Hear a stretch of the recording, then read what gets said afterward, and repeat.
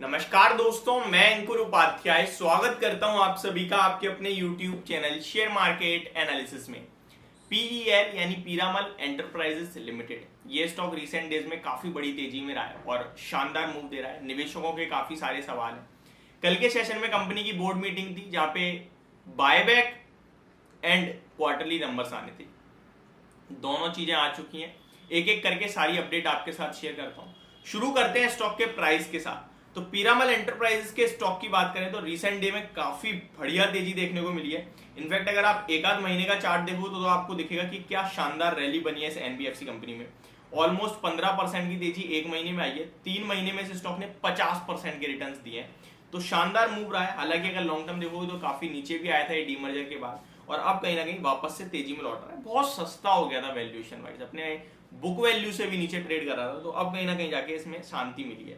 अब आते हैं थोड़ा सा स्टॉक के बारे में। 1073 के लेवल्स पे आपको कल फ्राइडे के सेशन में क्लोजिंग देता हुआ दिखा है। 2% गिरकर ऑलमोस्ट 22-23 रुपए गिरकर 37 लाख शेयर्स ट्रेड हुए हैं कल। एवरेज वॉल्यूम 21.9 लाख शेयर्स का, यानी ऑलमोस्ट 22 लाख शेयर्स का एवरेज वॉल्यूम। तो वॉल्यूम से थोड़े ज्यादा वॉल्यूम ट्रेड हुए हैं एवरेज वॉल्यूम से। मार्केट कैप 25,000 करोड़ का है कंपनी का।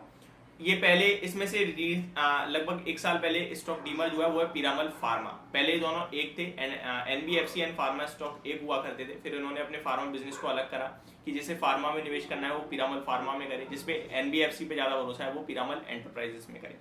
ये हो गई कहानी। अब आते हैं कंपनी के रिजल्ट्स पे और उसके बाद बात करेंगे बायबैक को लेकर। तो पीरामल एंटरप्राइज के नंबर्स पे चलते हैं डायरेक्टली, कैसे रहे नंबर्स, तो वो मैं आप सभी के साथ शेयर कर देता हूँ।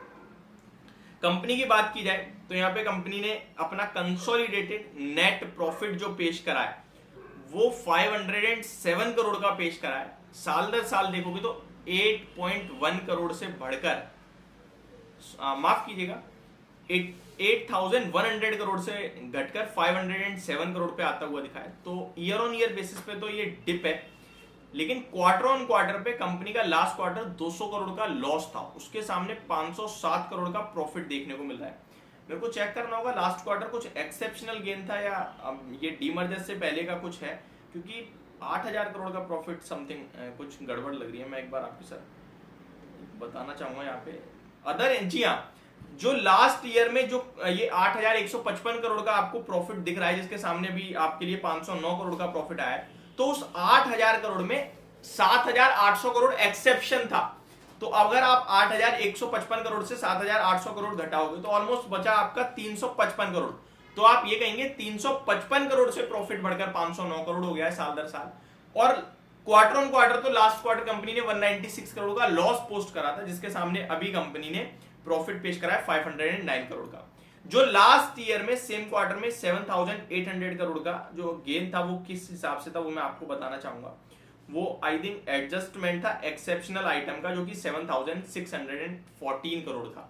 तो ये एक रीजन है बड़ा, जिसकी वजह से आपको लास्ट ईयर में इस सेम क्वार्टर में जो इतना बड़ा प्रॉफिट दिख रहा है, मैंने आपको बता दिया। एक्सेप्शनल आइटम था तो उसको हम हटा देते हैं, तो लगभग 300-350 करोड़ के सामने ईयर ऑन ईयर बेस पे 506 करोड़ है, and quarter on quarter 196 crore के सामने 196 करोड़ के लॉस के सामने, यानी घाटे से मुनाफे में आ गई कंपनी आप कह सकते हैं। तो ये नंबर्स ऑलमोस्ट आपको अच्छे दिखेंगे, बट मेरे को ना यहाँ पे बाजार का अनुमान और मिल जाता तो मैं ज्यादा कॉन्फिडेंस हो जाता, क्योंकि इस कंपनी पे एनालिस्ट का रिपोर्ट रहती है एनालिस्ट की, और यहाँ मेरे पास अभी अनुमान नहीं है। बट मैं आपके साथ वीकेंड के दौरान डेफिनेटली अनुमान के साथ इसको शेयर करूंगा, तो आप चैनल के साथ बने रहिएगा। रेवेन्यू की बात की जाए तो 2,161 करोड़ से बढ़कर 2,900 करोड़ पे आया है ईयर ऑन ईयर बेसिस पे। 1,862 करोड़ से बढ़कर 2,900 करोड़ पे आया है क्वार्टर ऑन क्वार्टर, तो अच्छा है, कोई दिक्कत नहीं है। जीएनपीए की बात की जाए तो 2.79% पे रहे हैं, एंड एनएनपीए की बात की जाए तो 1.47% पे रहे हैं। अब आ जाते हैं उस खबर पे जिसका आप लोगों को बेसब्री से इंतजार है, बायबैक।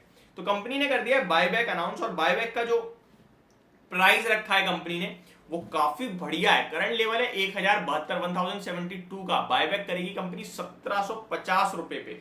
1250 करोड़ का ये बायबैक है, और लगभग आफ्टर 12 ईयर्स, तो लगभग 12 साल बाद ये बायबैक कंपनी ने अनाउंस करा है। तो बड़ा एक अपने आप में ट्रिगर हो रहा है ये।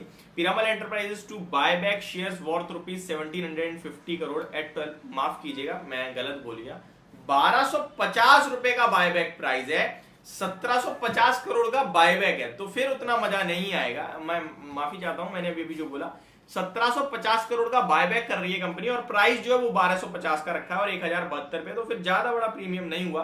तो मजा नहीं आएगा।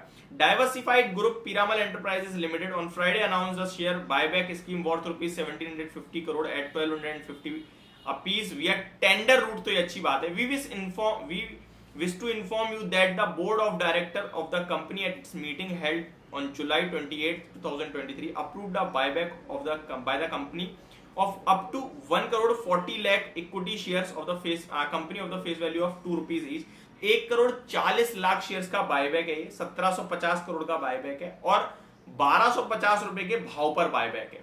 तो ये तीन चीजें आपके लिए सबसे इंपॉर्टेंट है। रिकॉर्ड डेट और एक्स डेट भी कंपनी ने दे दिया है, वो भी मैं आप सभी के साथ शेयर कर देता हूं यहाँ पे, यानी कि एलिजिबिलिटी कौन कौन एलिजिबल होगा इस बायबैक के लिए।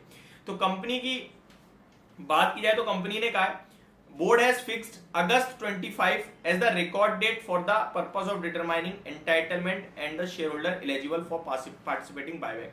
यानी कि 25 अगस्त यानी 24 अगस्त से पहले जिसके पास भी वो एलिजिबल है बायबैक में पार्टिसिपेट करने के लिए। देखिए बायबैक अमाउंट के हिसाब से बहुत अच्छा है, 5-6% इक्विटी का बायबैक हो रहा है 1750 करोड़ का, बट प्राइस के हिसाब से उतना मजा नहीं आया। 1100 रुपए में राउंड फिगर में शेयर का प्राइस कल भी देखिए 1100 रुपए का भाव दिखा के आया आपके लिए।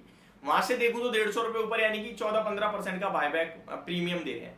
अब यहाँ पे मैं लूंगा एक्सेप्टेंस रेशियो कितना आएगा कितना नहीं आएगा, वो मेरे लिए एक इशू हो गया। तो फिर बायबैक मेरे को अच्छा लगा, बट अमाउंट के हिसाब से प्रीमियम के हिसाब से मजा नहीं आया। 1400-1500 रुपए होता तो ज्यादा मजा आता। बाकी स्टॉक में रिसेंटली तेजी भी बनी है, ये भी एक ट्रिगर हो सकता है। तो ये सारी डिटेल्स थी जो भी थी बायबैक में। मेरे को नहीं लगता बायबैक के लिए किसी को खरीदना चाहिए। स्टॉक टूट जाए 900 रुपए करीब आ जाए तो बायबैक के लिए भी ले लो, वैसे भी ले लो, लेकिन नहीं टूटता है तो फिर बायबैक के लिए नहीं लेना है। अगर आपको कंपनी में ग्रोथ दिखती है तो आप डेफिनेटली लीजिए। ये मेरी तरफ से आपके लिए वीडियो थी, होप आपको समझ पसंद दोनों आई होगी। Thank you so much for watching this video. Have a great day guys.